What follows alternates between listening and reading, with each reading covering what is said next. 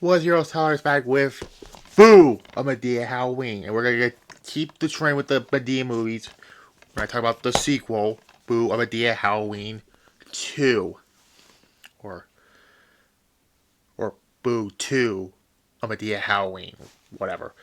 Um, oh god, this movie is so fucking funny. Not as funny as the sequel, well, we'll get to that. But yeah.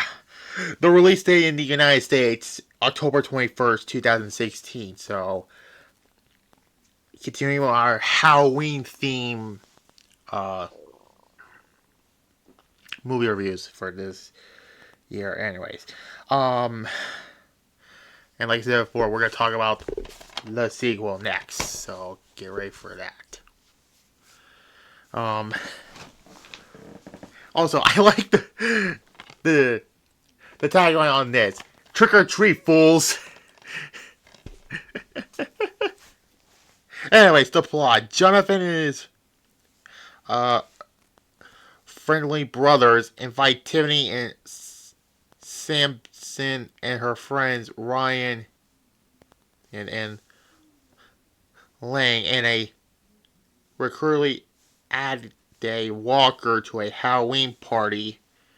Tiffany finds Brian forbids her to attend, and it's later just at her smothering video chat with Jonathan. That night, Madea and Bam display candy to trick-or-treaters. Thought Bam steals candy back from them. Joe, disguised as a clown, to frighten the woman with her friend Hattie. You know how this ain't gonna work. Madea just hit Hattie in the face. Oh God, we're gonna. I'm not. I've been talking for 2 minutes. I've already started laughing about Medea's antics. It's been a while since I talked about Madea on this channel. It's been what? Madea goes to jail. That was the last time I talked about Madea. But anyways, where was I? Where was I?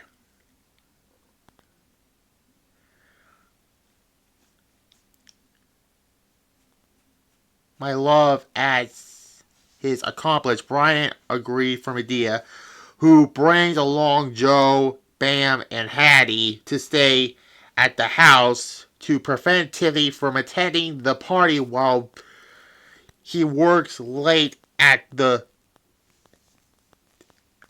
and takes his son Brian Jr. to his ex-wife's house. But his recruitment to put his foot down and be formed with his daughter. Appreciate the four elders to keep the oldsters busy so they can sneak out. Tiffany and the still recalcitrant Addie invite a ghost story that led the Susan adults to hide in the bedrooms. Upon coming the suspense to check Tiffany's bed, Madea realized that the girls are at the party, so she crashed. It took to look for Tiffany, and this is the funnier part.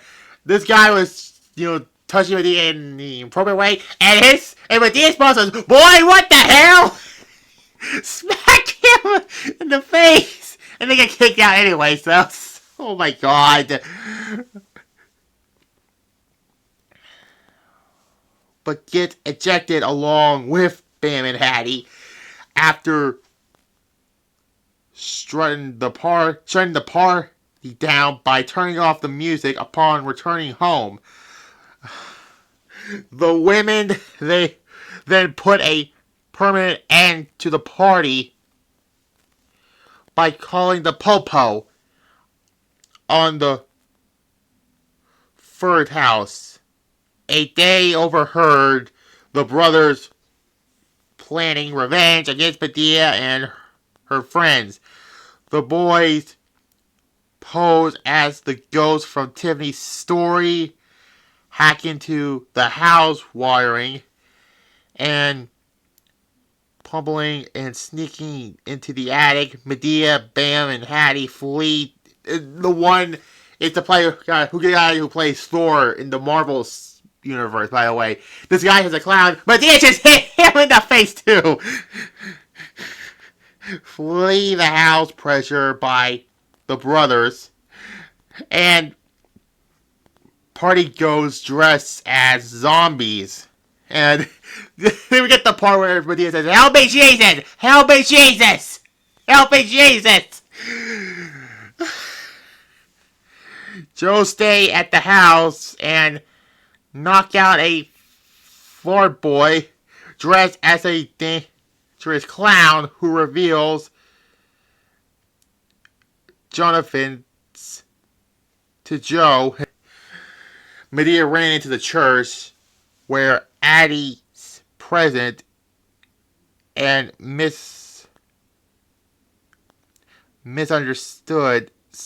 Madea came to believe that the supernatural threat are punishment for her sins, and hope salvation will protect her. Addie and her parents then reveal Jonathan's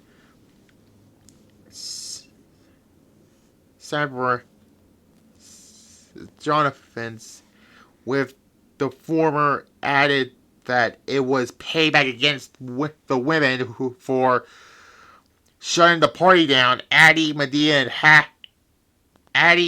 Hattie, and Bam plan to come by for the farmer. They return to Brian's house and force him to return home to deal with Tiffany misbehaving, but continues to reject to any real action, not wanted to use the old school method that his father and aunt used on him. Finally, fed up, Madea, Bam, and Hattie storm up.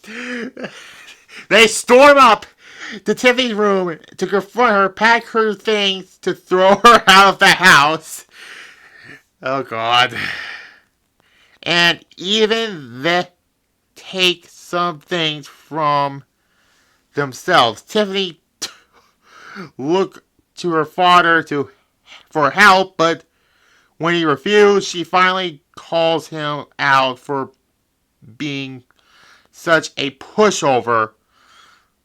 Everyone and reveals her knowledge of her mother cheating on him in their house, as well as she knew that he knew about her mother indefinitely, and she was appropriate when he didn't confront her. This made her lose respect for her father.